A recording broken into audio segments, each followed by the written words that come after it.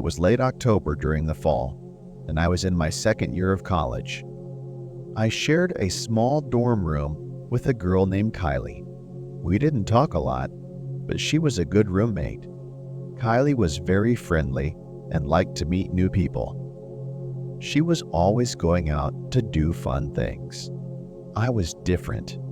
I liked to stay in and have quiet nights, studying or watching movies instead of going to parties. On Halloween weekend, Kylie asked me to go to a party at a friend's house. She said it would be fun and that I might make new friends. Since she knew I didn't like crowded places, she told me it would be at a house instead of a busy dorm room or loud club. This way, I would have more room to relax and wouldn't feel stuck. At first, I wasn't interested and said no, but she kept asking me. After she convinced me a bit more, I thought, why not? It could be fun.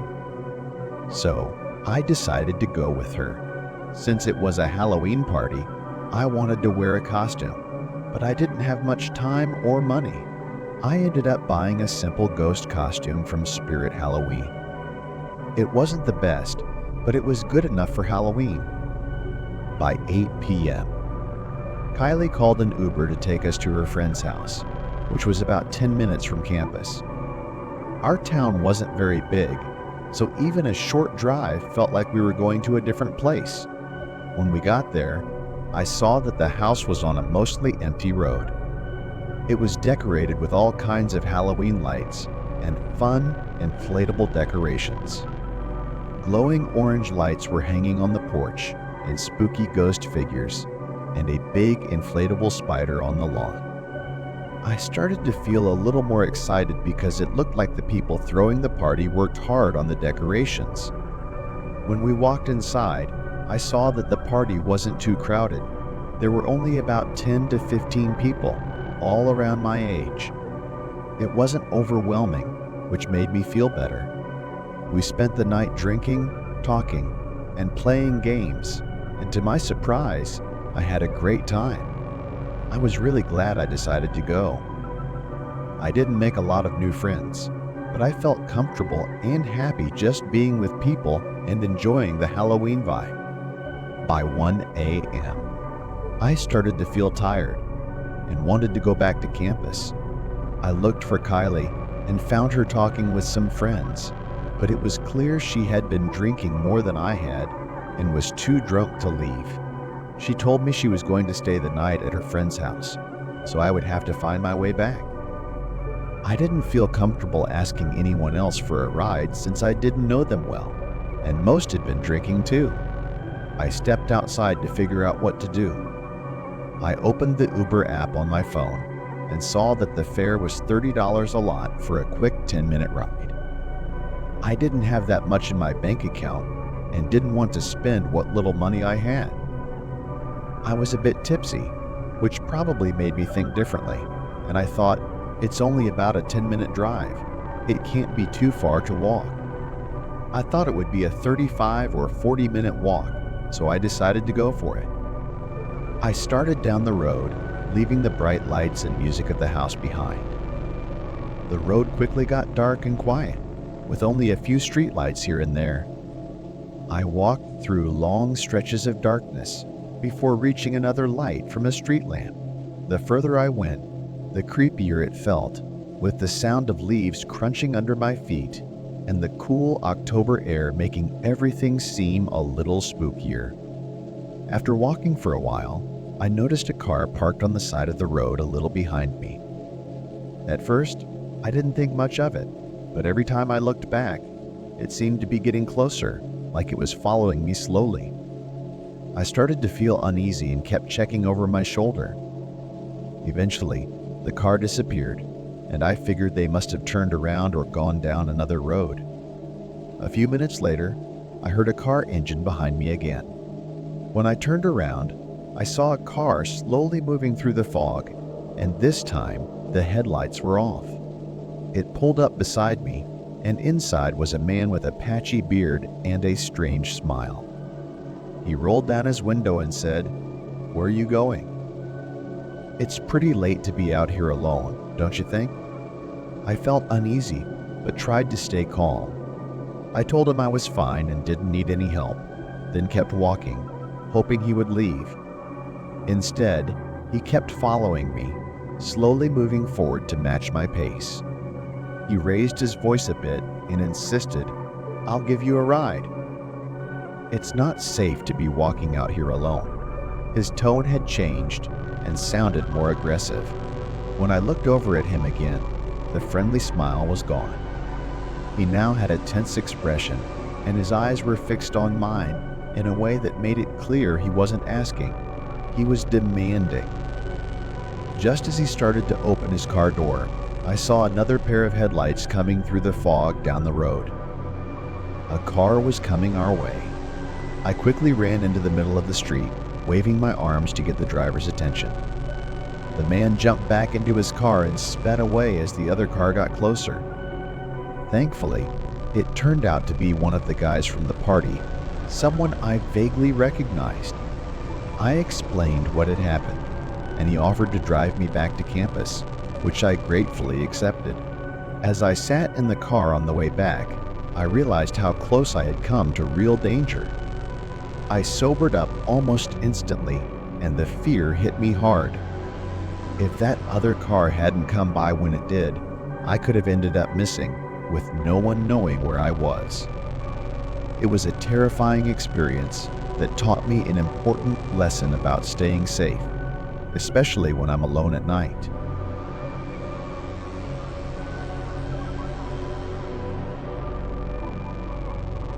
Halloween is different now that I'm 32 years old. When I was younger, I would spend weeks getting my costume ready and looking forward to Halloween night. Now I take it easy. I decorate a little, buy some candy, and spend the evening giving out treats to kids while I watch Halloween movies. But something strange happened in 2022 that made me feel uneasy about this fun tradition. On Halloween that year, I spent most of the morning cleaning my house, organizing my decorations, and going to the store to buy candy for the kids in the neighborhood. Our area isn't very big, so I didn't expect many trick-or-treaters. But usually, we see a few happy groups of kids in fun costumes laughing as they walk from door to door. Around 3 p.m., I opened the front door a little to listen for visitors and started watching a movie while I waited for the trick-or-treaters. But 2 hours went by, and I didn't hear anyone ring the doorbell. It felt odd. The street was quiet and empty, without the usual Halloween fun. There were no parents with little ghosts or princesses walking by. I got up to look outside, but the whole street was still and deserted. I thought maybe Halloween wasn't as popular as it used to be, or that kids were going to bigger neighborhoods with more houses. Finally, around 6:30, I heard the first ring at my door. I grabbed the bowl of candy, ready to give out treats, and walked over to the door. When I looked out, I saw a person in a costume staring at me through the small opening. They had a plain white mask that covered their face, showing only their eyes, which was a bit creepy. Even with the door open, it felt strange to see someone staring right at me. I walked up to the door, held out the candy bowl, and encouraged them to take some. As they reached for the candy, I noticed they were alone. There were no friends or adults nearby. They were also much taller than most kids. When I looked closer, I saw their eyes were bloodshot and had dark circles under them, making them look tired or sick. I thought it was strange, but I didn't want to make them feel bad. Maybe they were just an older kid having fun. After they took the candy, they turned and walked away.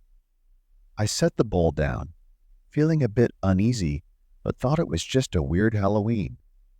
About 15 minutes later, while I was getting back into my movie, I heard what sounded like a footstep just outside my front door. Thinking another trick-or-treater had come, I got up.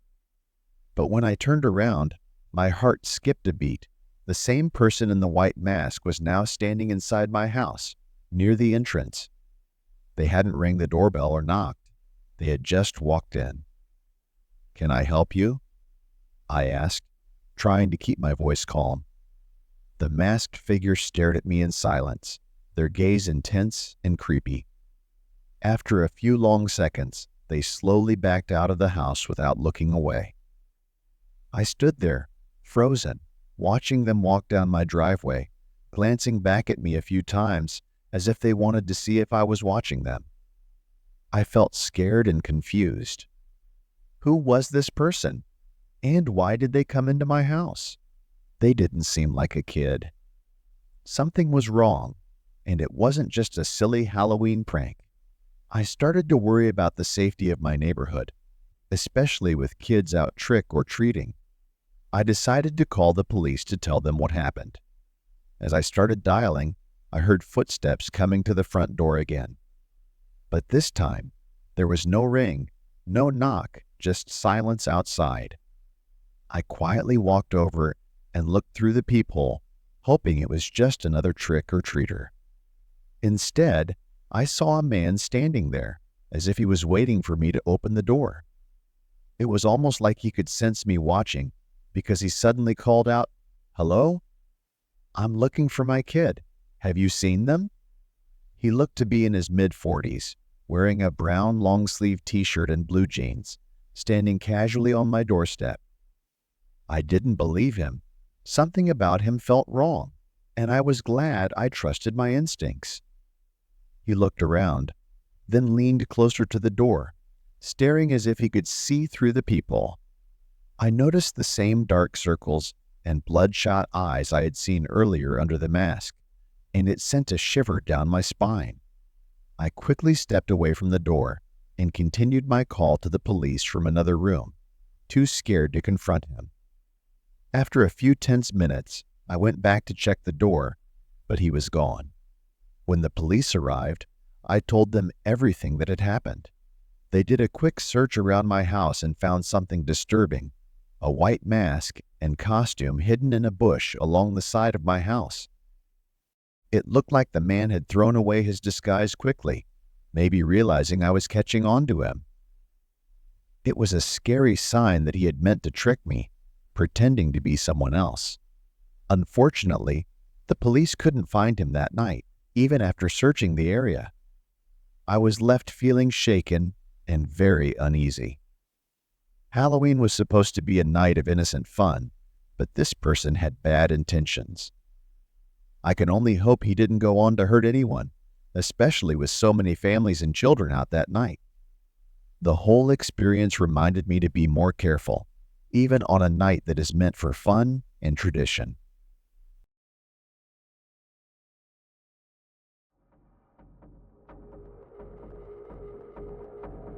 That Halloween felt different. I was in 8th grade, and for the first time, it seemed like we were too old for trick-or-treating.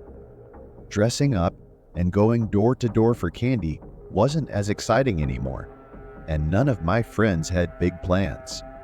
Most of them were staying home to give out candy or watch scary movies, but my best friend Tyler and I wanted to do something more fun that night. Without any plans, I went to Tyler's house, and we tried to think of something fun to do. Tyler said he had heard about an old, abandoned tunnel, or maybe a mine in the woods a few miles from town. We didn't know much about it, but the idea of exploring a spooky place on Halloween night sounded exciting. Tyler had some directions from a friend, and soon we had our plan. We jumped on our bikes and rode to the edge of town, each with a backpack full of snacks, a water bottle, and one flashlight that Tyler had taken from his garage. As we rode, the familiar houses and streets started to disappear, and we saw open fields and groups of trees instead. There were still some people in costumes walking around and a few carved pumpkins glowing on porches. But as we got closer to the woods, everything became quiet and empty. The streetlights stopped, and a deep, cold darkness covered the path. We locked our bikes to a tree near the woods and started looking for the trail that would lead us to the tunnel. Tyler's friend hadn't given us exact directions, but after looking around, we found a narrow trail that was hard to see because it was covered with plants. It was clear this wasn't an official path, just a spot where people had walked before. The trail was muddy and tricky to follow, and we got lost a few times, having to turn around and go back to find it again. With only Tyler's flashlight, the shadows from the trees felt like they were closing in on us. We laughed to act bravely, but both of us started to feel nervous as we went deeper into the woods.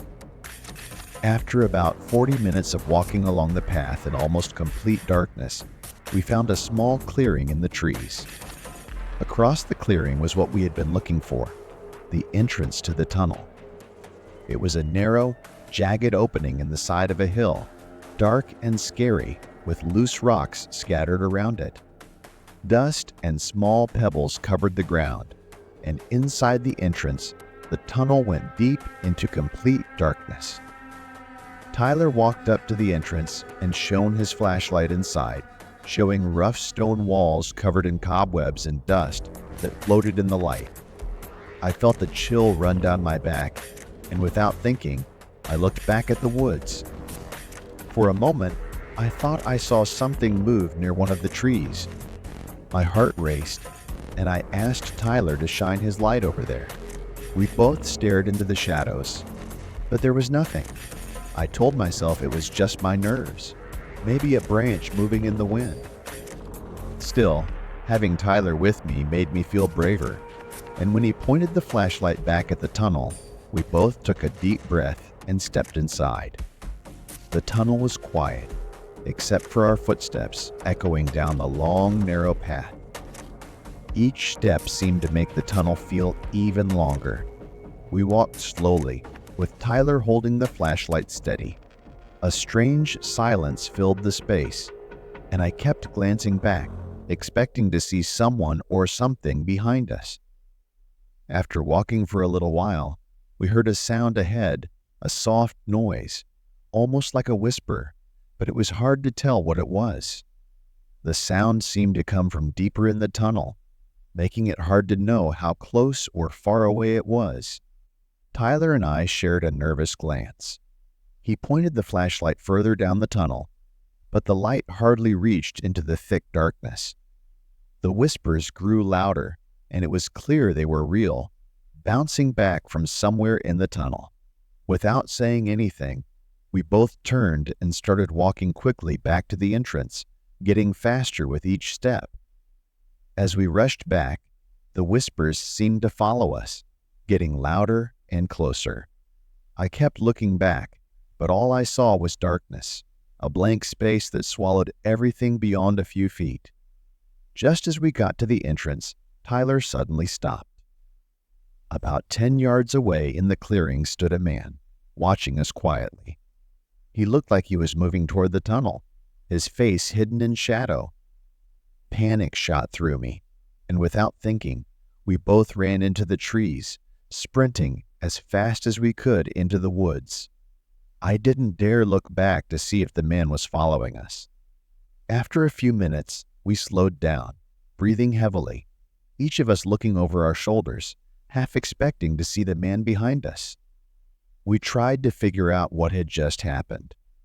Why would an adult be in the woods on Halloween night? And why was he heading toward the tunnel we had just left?